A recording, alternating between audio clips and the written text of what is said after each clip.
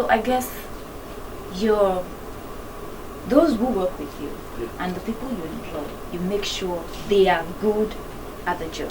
They are good at the job, and we give them regular training. Okay, all right.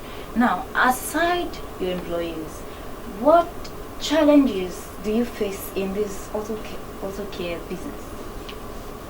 One major challenge in the auto care business is the issue of parts. Nowadays, it's one thing for you to diagnose that this is what is wrong with a particular vehicle. It's another thing for you to get the right part for it. When I mean by the right part, like linkage is linkage anywhere, or suspension of the car. But going to the market, get the right thing, fixing it, and to make sure that is the appropriate one. I hope you understand what I'm saying. You can get it, but you know we have all these, so to say, they call it Chinese product. Really, I want to say nothing is wrong, inferior product, nothing is wrong with Chinese product, but it's we Nigerians that we try to reduce the quality of the materials we get. And that is why, but the way we're able to go around this is we have our people we deal with both locally and internationally that we make sure that we get genuine parts from them. So unless you have that link with appropriate cutters, I mean, that one might be giving you issues. You can diagnose well, use the part, but after 2 or 3 days, the part will give way. And everything is, oh, these people, they spoil my car. You understand what I'm saying now? So this is the way that's one of the major issues about the auto care. Another issue I found out is people's misconception and mentality about taking care of their cars. People, when you tell them that this is what you're supposed to do, because they've been to a particular place and they say, oh, the price of this is higher than what they've already heard somewhere.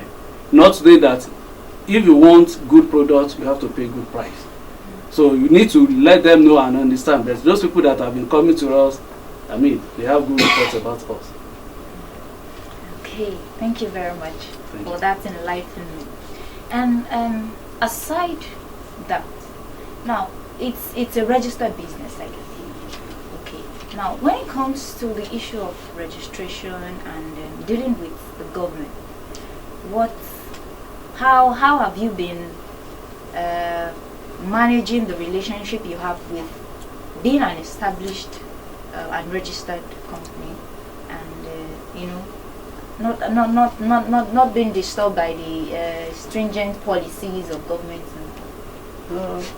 I think if one should do the right thing, there shouldn't be a problem. To register your company, get a good lawyer to do that one for you. I mean, you don't have to, there are some things, let professionals handle things for you. When it comes to the issue of registration, get your lawyer. The lawyer will do the runnings for you with a little guidance from you. That will solve it. And if it comes to the issue of tax or VAT or whatever, have a registered auditor, licensed auditor. That will take, I don't have to be bothering my head about that. I give it out to people that are professionals in that area. And I've not been having issues with any of those areas. Thank you very much. So, Mr.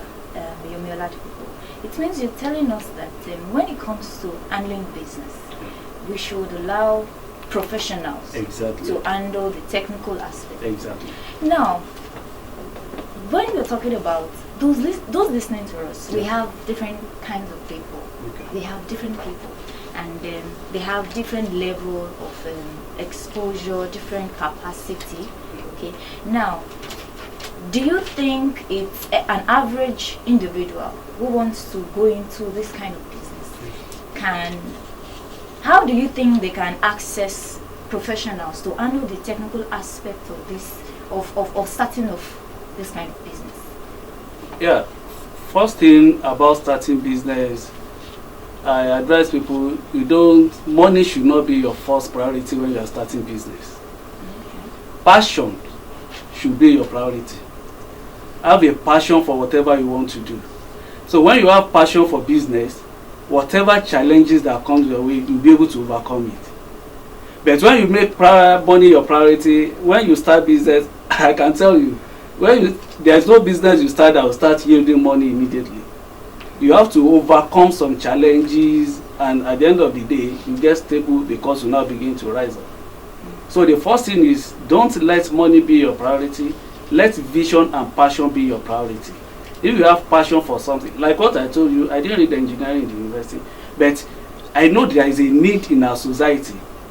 People are complaining about cars getting spoiled now and then. So I say, okay, how can I bring solution? And when you try to bring solution to the problems of people, that is when you bring money. Service will bring money. The first thing in your mind is, let me render my service to humanity, and at the end of the day, you get your money in return of it. So let vision, passion, and service to humanity and God be your number one priority. Then the second thing, if you want to set up anything, try to learn about it.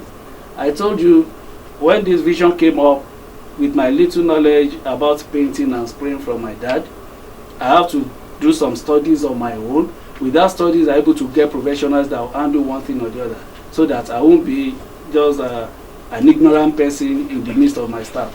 You know, if they know that you don't know anything, they'll just be tossing you up and down. Something they're selling for 10 naira, they'll tell you it's 100 naira. And before you know it, the business is done. So learn whatever you're about to go, make sure you learn about it. There is no age in life that you cannot learn. Every day we keep learning, we keep learning. Get ideas about what you want to do and make sure you follow it up.